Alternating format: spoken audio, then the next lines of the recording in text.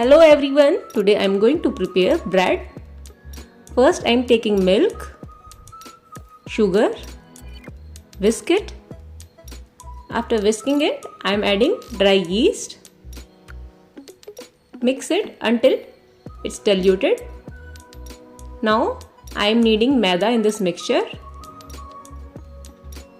Dough is ready, put it aside. Grease a tin.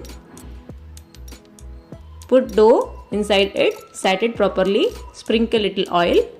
Baked in preheated kadai. After a few minutes, bread is ready.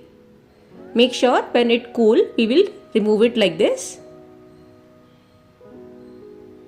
Milk bread is ready to serve. If you like this recipe, you can try at home.